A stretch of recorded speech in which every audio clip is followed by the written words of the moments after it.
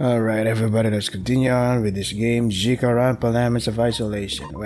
Here we are.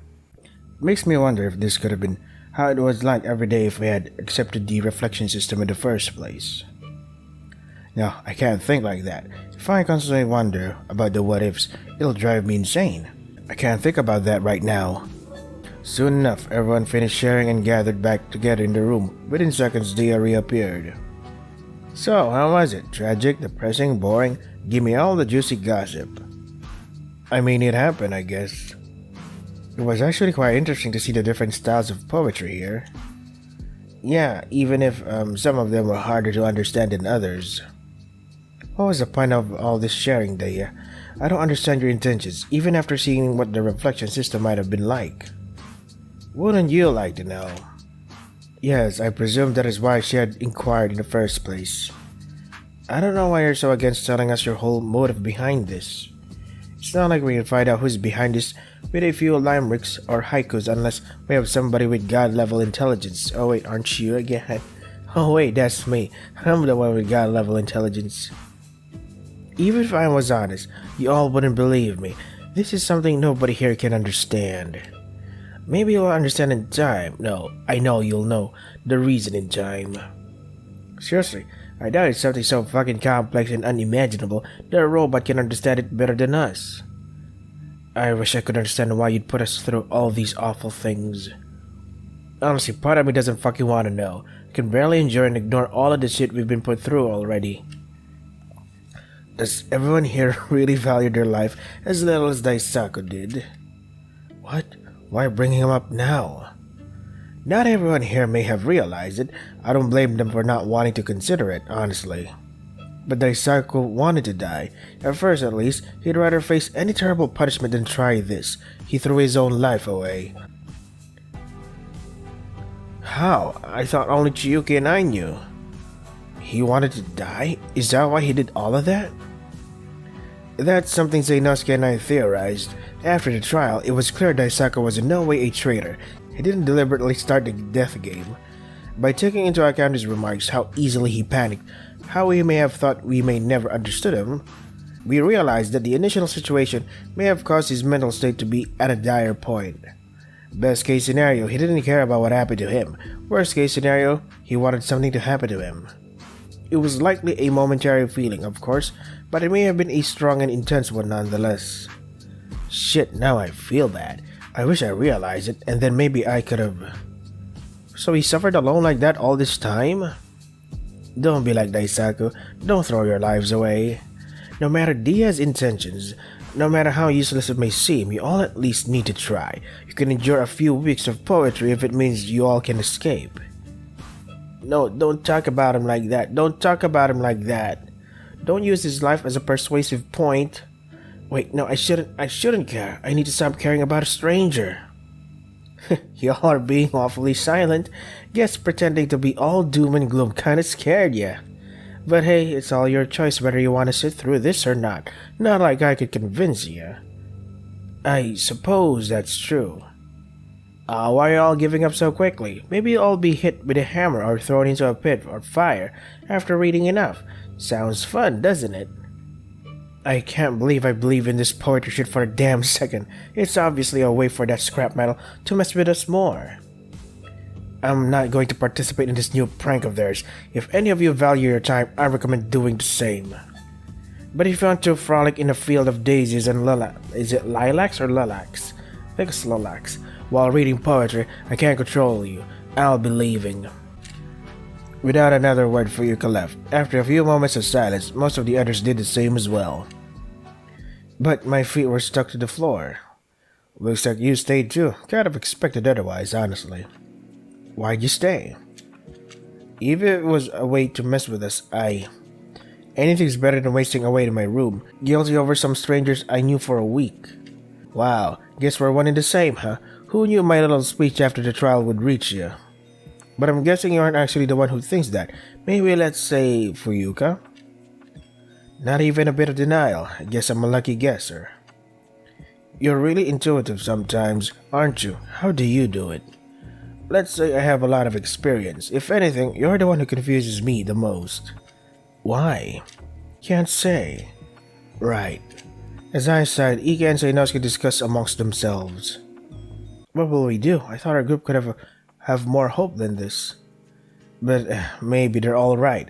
I'm trying to remain hopeful and positive, but maybe I'm hurting the others by forcing it onto them.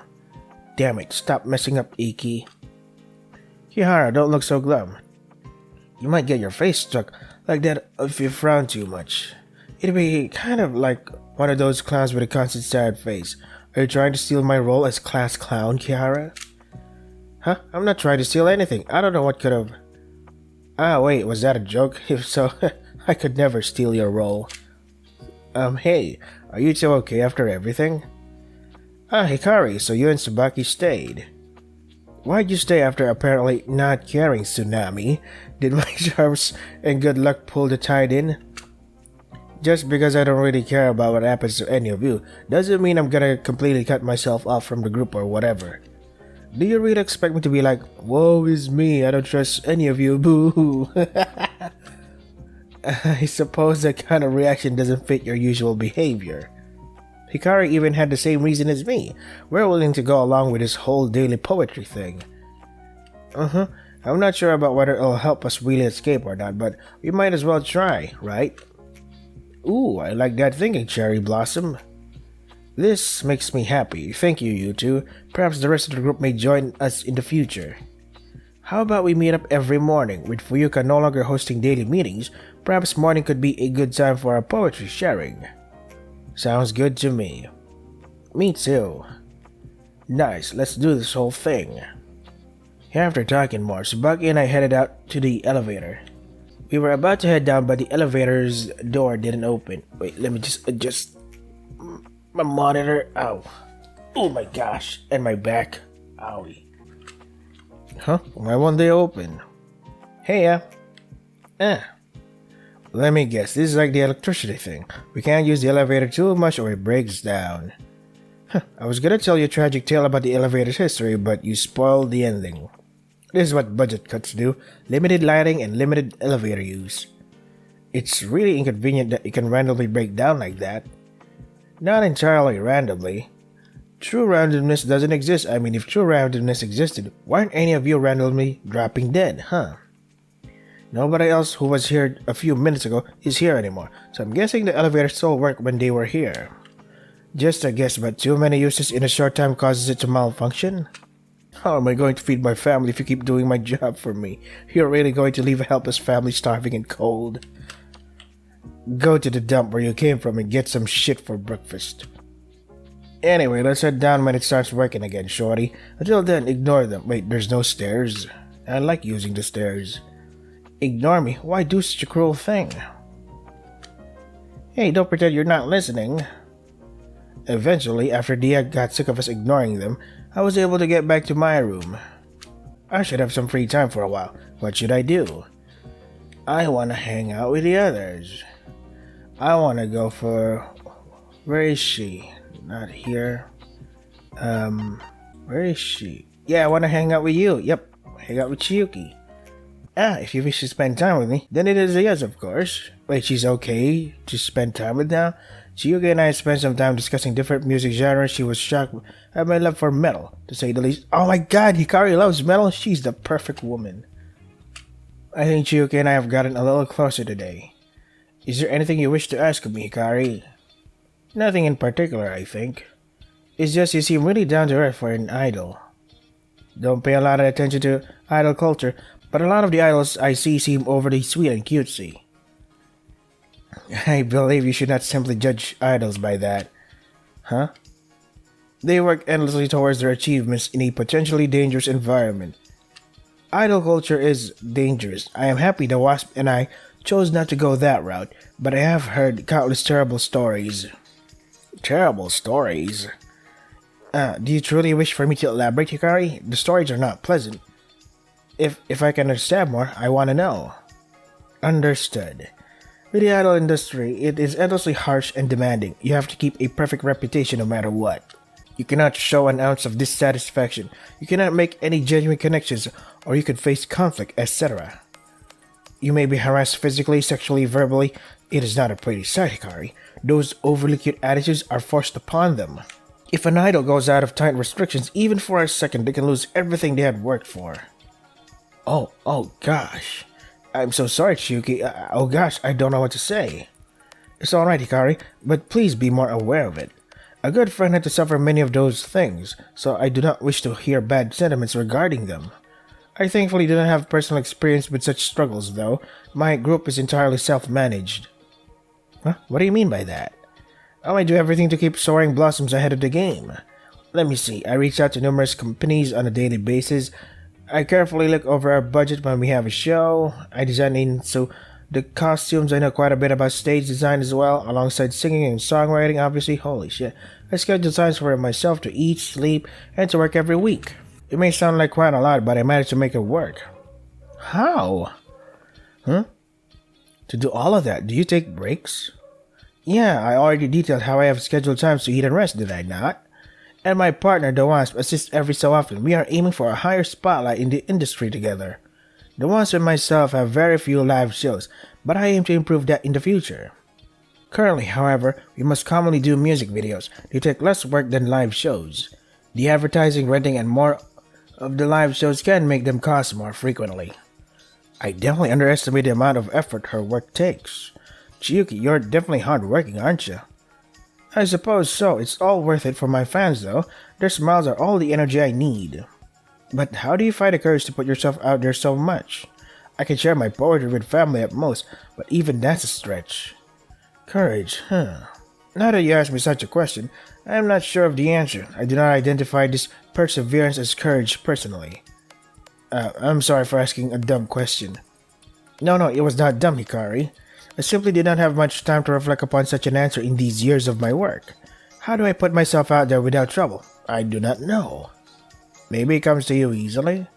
It's hard to think people are born confident like that, but it's not impossible. Born confident? Perhaps we cannot know now, unfortunately. It seems you lack confidence, Hikari, so I shall try my absolute best to find the answer to your question. Yeah, I guess my lack of confidence is pretty obvious. But if it'll trouble you too much, you don't have to answer it, Chiyuki. I'll be fine even if... Nonsense, it is my pleasure. If I can be useful to your journey of change and growth at all, that is not trouble at all. Believe me, no matter the circumstance, I can handle any amount of work. I shall carry your burdens and carry any task. You don't need to go that far. Oh, goddammit. Go away, ant. There's an ant on my monitor. I suppose so, but I am willing to go to any length. Do not worry about me. My years of building up this work have led me to unparalleled perseverance. The next time we meet, I shall have the answer to your question, alright? Alright. Farewell, Hikari. Chiyuki ran off with a giggle. Soon I headed back to my room. After passing the time, I received a knock at my door. After opening a few inches, I saw Colette and moan. Huh? Do you two need to... Yeah. Mao quickly pulled me out of the doorway and held on tightly to my shoulders. You bet we fucking do. Follow me, Shortcake. We need to. Don't you think we should explain a bit first, Sherry? She's gotta be pretty confused. God damn it, fine. Shortcake, we need your help with Minty. She went back right to her damn room after the poetry shift and won't come out. Yeah, I was talking to her just a while ago. Yep, no luck even getting a word out of her. It's no fun to terrorize mortals who are already at the pinnacle of terror, you know? Do you want me to get her to come out? Yeah, you're our last fucking hope. One of you were friends with the best. Don't just say that out loud. Before Mom can finish, Colette violently nudged her in the ribs. Fuck, both of you were friends with Isako. Yeah, him. So I thought maybe, I don't know, you understand her, relate to her. You get what I'm trying to say? Yeah, I understand. I'll try my best. Oh, what a wonderful answer. I'll give you mercy for now as a reward for your generous acts, Petals. Thanks. If you get through to her, bring her to the backstage area, alright? We have a surprise for her. Again, the same place where we... If you can, even if it would fucking suck, let us know. But I hope to hell and back it doesn't end like that. To hell and back, but you'll never leave my realm. Oh, shut up. Let's go, little shit. Mount started walking off. One day you'll realize how trapped you truly are, mortal. Colette trailed after her. I exited my room completely. I closed the door behind me before heading to Chiyuki's door. I can do this. I have to do this. He may have been a stranger, but she cared about him, so I have to try my best for her. Chiyuki, are you there? I knocked on her door. I waited for a minute, but no answer. With a sigh, I put my back to her door and leaned against it until my body slowly slid down. You're like this because of what happened to him, right? I don't know what you're going through. I can't know. I could never completely understand. I want to know what's going on through your head. I want to comprehend it all. But even if I don't understand, I do know one thing. Daisaku tried to isolate himself. He was suffering. He almost suffered alone. But you were persistent in trying to help him, caring about him. You didn't let him suffer alone. You gave him a chance when nobody else would. So you don't deserve to suffer alone either. Daisaku wouldn't want you to suffer like this or isolate yourself. I waited. No reply. I didn't know if Chiyuki was even listening, but I kept talking. Maybe some part of me wanted to say it all out loud. Our plan, I told you a bit about it, but not all of it. I thought of the plan. I knew I'd be an easy victim with my personality. That day, Daisaku showed me his motive video.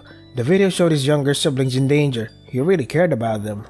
After talking to me about the video, he realized some things and apologized. He apologized to me. I'm trying so hard, so hard. I'm trying so hard to pretend that he was a stranger, that I shouldn't be so upset. I wish he was a stranger. I wish I didn't care. I wish. Could have finished another word. The tears wouldn't stop coming. I feel like I was drowning in a million different oceans at once. The tears, the feelings, the thoughts inside my head. I was sinking, drowning. Nothing could keep me afloat. There you are. Suddenly 2 arms wrapped around me. I didn't notice it, but while I was crying, Chiyuki came out of her room and hugged me. I didn't say another word as she held me tightly. I heard her sniffling too. She only managed a few words. I miss him too. We cried together. All the pain had been shutting inside poured out into her embrace. Soon enough, after both of us had run out of tears, Chiyuki helped me up. Thank you. For what? For telling me your feelings. I am uncertain as to why, but that motivated me enough to open my door. Maybe your first instinct is to help others. Perhaps. I felt like I had failed both Daisaku and Mayumi. I wanted to unite the group, keep the peace, help everyone stay positive. But I had failed. I was too much selfish and panicked much too soon. After the trial, I felt as if I didn't deserve to show my face to anybody. Chiyuki. I wanted to comfort her, to tell her it wasn't her fault, to tell her that she didn't fail, but I couldn't say a word. But my initial failure made me even more selfish in the end. I had forgotten that the people here are still struggling. Ooh, you're giving me a yandere look. I need to be a light for them. I must be a light for them. So I will not give up. I cannot give up. Chiyuki's still putting pressure on herself. This isn't good. This isn't the way she should handle it, so I won't give up either. So why am I not telling her otherwise? Mount and Colette are waiting for you in the backstage area. Do you want to go and see them? I would love to. With her agreement, the two of us slowly headed to the backstage area. I had to ignore the unrelenting voice inside my head. As expected, both Mount and Colette were there. For some reason, Kazuyuki was standing next to them, holding a strange box. Minty, shortcake. Whoa, so you managed to do it. Nice job. Yes, Hikari reminded me of what my purpose here is, and of how my actions made others feel. Yeah. Why is Kazuyuki here, though? You saw me making something the day prior, did you not? This was what I was asked to make it for. I did not particularly find a use in them reaching out to Chiyuki, but I'm not one to turn down a job. Making something? What do you mean? You'll be fucking ecstatic, Minty. We got the best baker here to make you an awesome fucking cake. Best baker. My omniscience says otherwise. After all, a certain mortal can make any food out of a person. Oh, shut up, gremlin. Don't make a dark joke out of my nickname habit, damn it. Alright. Have you met me, my dear Cherry? Everything around me is foretold to be enclosed within endless darkness. May we move on? Cake is not very light in weight. Yep, go ahead, open it. Check it out carefully, Minty.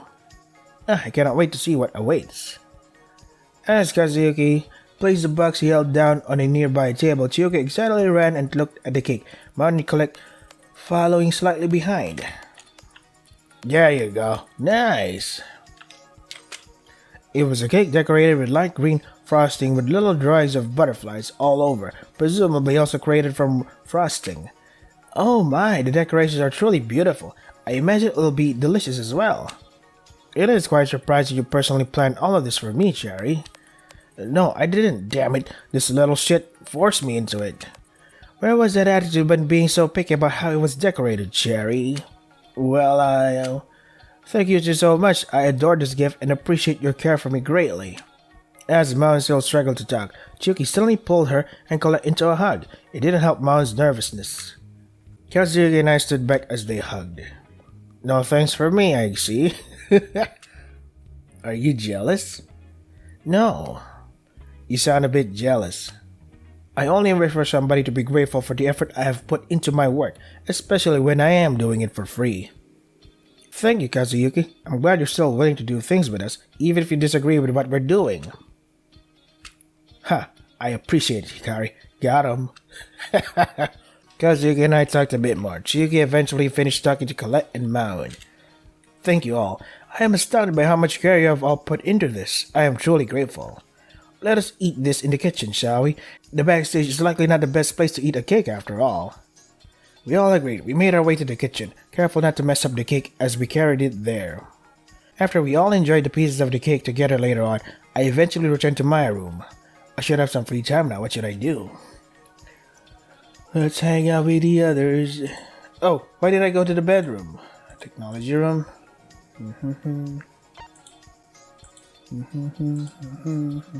I like Mound. Yeah. Wait, what? Why the hell do you want to hang out? Mound spent some time questioning my motives for wanting to hang out. I don't think because I'm desperate for people to like me could really sound like a good reason. I think Mound and I have gotten a little closer today. What do you want, Shortcake? Nothing in particular. I wanted to get to know you, I guess. That's a shitty reason to come up to me. I'm not here to be making friends, dumbass. We're in a death game at a random mansion with a killer robot. I don't think any of us are here for anything. Shut up, you know what I meant. Sorry, I understand if I'm bothering you. I'll go. Again, I'm really sorry. I'll see you Wait, why the hell do you look so sad? You didn't actually want to get to know me, did you? Huh? I actually did. I like getting to understand the people around me, I guess. But really, if you don't want me to hang out around you, So you don't need me to do something for you? Write you something, give you advice, defend you from bullies or whatever? No, why would I need any of that? Because the only reasons people talk to me are to get something from me or to criticize me for being vulgar and rude. I mean, obviously I am kinda rude, but I don't see why calling me out on that shit is fucking productive at all. Well, you don't have to worry. If I ask anything of anybody, there's a 99% chance I'll feel guilty immediately after. Then I guess I'm up for talking or whatever. Just don't be a lame ass and ask me my favorite color or animal, Shortcake. Favorite dessert? Didn't I fucking say? Sorry, I was joking. I mean, you do seem a bit fond of giving people food-based nicknames, so I thought of that.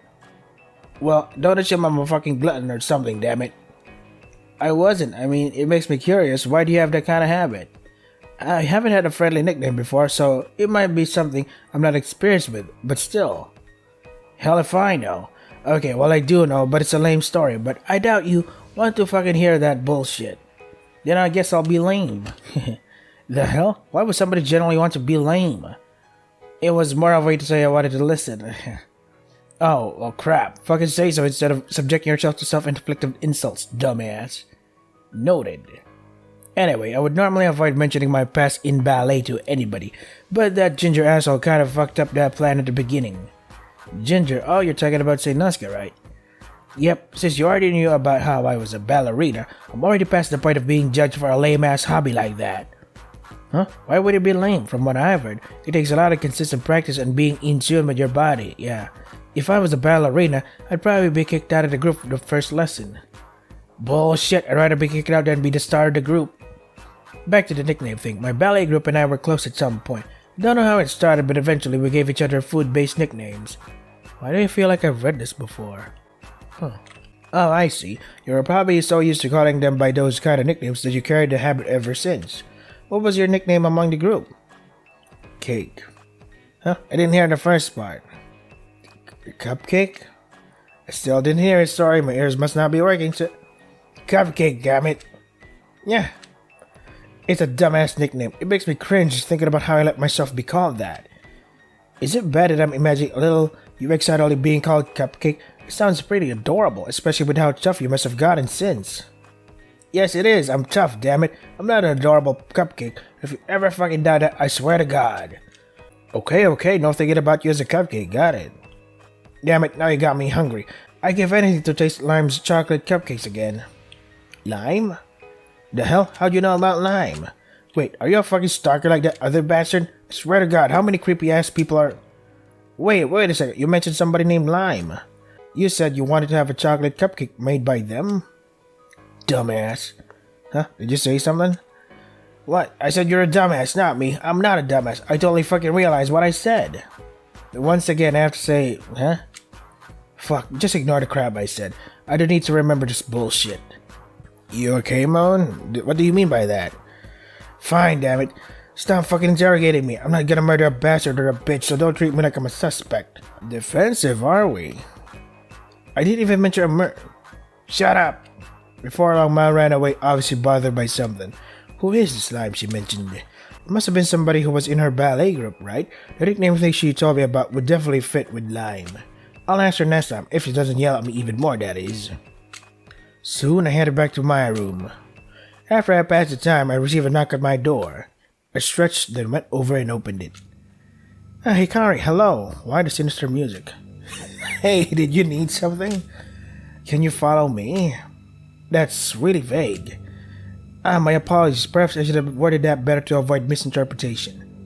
I have a surprise for you and a few others. Would you mind following me so I can show you what I planned? It's stupid to listen to somebody for such a vague request, right? And saying that there already gathered other people could be a lie to make me feel safer about following them. But shouldn't you trust them though? Why not? But like he said, I've always been a fool. You will? Wonderful. Just follow me. It's not far to the art room. I think he started heading off. Making sure to close my door behind me, I followed them. We eventually arrived at the art room on the second floor. To my surprise, Colette and Chiyuki were waiting for us. They were staring at a canvas full of drawings that looked like Mayumi and him. Hey, Petals, did you get lured into the underworld too? Huh? I thought only you could lead mortals into your realm, Colette. Aha, you should have seen Iggy's poem earlier today. His poem was ripe with the torment and anguish I cherish. They may have it in them to become a demonic soul one day and accompany me in my realm. Petals can back me up on this, can't you? You're right, their poem definitely had some kind of hint of tragedy. Unfortunately, not everybody who I requested to come was able to make it, but I should still explain what I had planned. Huh? Who else was going to come? I also requested for Yosuke and Tsubaki to come as well, considering their friendships with Mayumi. However, both of them refused to. I've been trying to talk to him too, but he always tells me to stay away from him. As a demon, I get that a lot, but still. But then again, I don't entirely blame him. Mayumi did use him. Use him? How so? I didn't particularly pay much special attention to their friendship. Ryu, he struggles with trusting people, you know? But he had an instant connection with Mayumi. But she used Ryu, Tsubaki, and I for an alibi. She deliberately planned for an argument to start to interrupt our movie night. She was thinking about committing murder the entire time. And that broke him. It broke him enough for him to start carrying a weapon around, to use it if others didn't leave him alone. I wonder if anybody else ran into a confrontation with him since last night. I see. Iki sighed before turning to the canvas full of art. Whoa. Anyhow, the reason I invited you three here was to mourn those who died. None of us said a proper goodbye to them. A long time ago, I had an old friend that I never got to mourn. Never having the time to mourn or accept the loss can lead a person to regrettable things. And I believe every person deserves a goodbye, so I want to give us this time to say goodbye, both for them and for us. I drew the two of them here to the best of my ability, and I hope these may serve in their memory. That's all. That is a wonderful idea, Iki. I am gracious that another individual values the livelihood of us all the same way I do. I agree, it's really nice for you to do this for us, and for them. Thank you, I hope it assists us all in healing a bit.